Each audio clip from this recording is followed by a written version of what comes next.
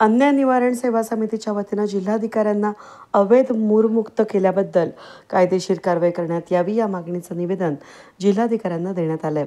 पारनेर तालुक्यातील मौजे ढवळपुरी या ठिकाणी रोडलगतच गट क्रमांक 314 आणि 184 मध्ये मोठ्या प्रमाणामध्ये अवैध गौण खनिज मुरुम भरल्यानं अवैध गौण खनिज महाराष्ट्र जमीन महसूल सुधारणा नियम 2017च्या 12/8/2018 यामधील तरतुदीनुसार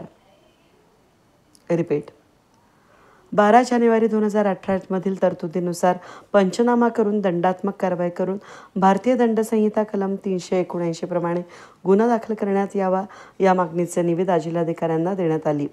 पारनेर तालुक्यातील ढवळपुरी या ठिकाणी गावठाण शेजारी रोडलगतच गट क्रमांक 314 मध्ये पेट्रोल पंपाचं काम चालू असून त्यामध्ये अन्य ठिकाणाहून मुरुम हा JCB डंपरच्या सहाय्यानं मोठ्या प्रमाणात 125 ते 150 डंपर मुरुम भरण्यात आला।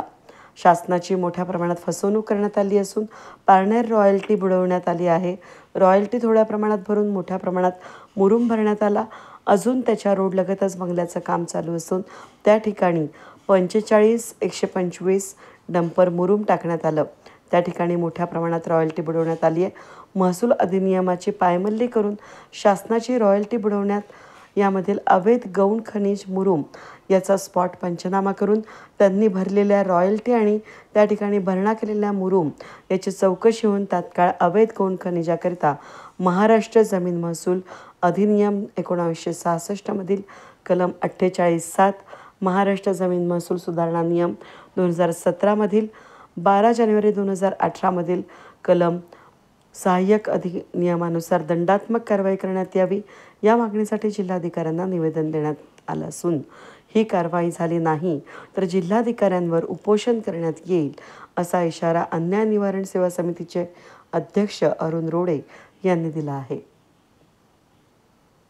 अहिल्यानगर जिल्ह्यातील पारनेर तालुक्यातील मौजे ढवळपुरी येथे गट नंबर 314 जे पंपाचं काम चालू आहे पेट्रोल पंपाचं, तर तेथे सपाटीकरणाची फक्त परवानगी तहसील कार्यालयाने दिली होती। त्यांनी काय केले, तलाठी आणि मंडलाधिकारी यांना हाताशी धरून गेली 6 महिन्यापासून ते काम चालू आहे। आता संबंधित ज्या सजामध्ये जे मंडलाधिकारी आणि कामगार तलाठी आहेत तर यांचं कर्तव्य असतं की जे आपल्या समोरून ज्यावेळेस अवैध गौण खनिज होतं त्याचं स्वतंत्र रजिस्टरमध्ये नोंद करून वरिष्ठ कार्यालयाला कळायला पाहिजे होतं।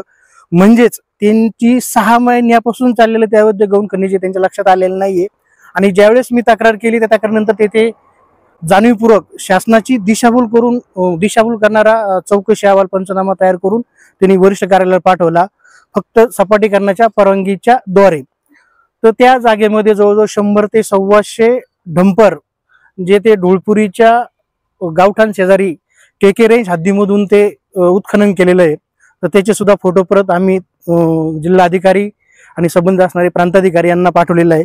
त्याचबरोबर ढवळपुरी भागामध्ये गट नंबर 314, 184 आणि 311 यामध्ये एका ठिकाणी बंगल्याचं काम चालू आहे। जवळजवळ ते सुद्धा काम 6 महिन्यापासून चालू आहे आणि तेथे जवळजवळ 500 ते 600 डंपर हैवा तेथे अवैध KK रेंज मधून आणून तेथे खाली केलेले आहेत। तर त्याचाही पंचनामा जाणीवपूर्वक फक्त तो गट नंबर माझ्याकडून टाकण्यात राहिला होता। तर त्याबरोबर आज सुद्धा मी तक्रार देऊन त्या संबंधित असणाऱ्या त्याचा स्पॉट पंचनामा करून तेथे जे GPS द्वारे फोटो काढण्यात यावे आणि GPS द्वारे पाठीमागील जवळजवळ 3 वर्षाचे फोटो त्या GPSच्या आधारे काढले जातात। ते फोटो काढून आणि आताची मोजमाप घेऊन त्यांच्यावर संबंधित महाराष्ट्र महसूल अधिनियमानुसार दंडात्मक कारवाई करण्यात यावी आणि जर ती कारवाई त्याचबरोबर त्यांनी जिल्हाधिकारी यांनी संबंधित असणारे KK रेंज हद्दीमध्ये जे उत्खनन झालेलं आहे त्याचा स्पॉट पंचनामा करून ते गौण खनिज सुद्धा यांचे 311, 314 आणि 184 या मालकांवर ते दंडात्मक कारवाई करून ती दंड वसूल करण्यात यावा।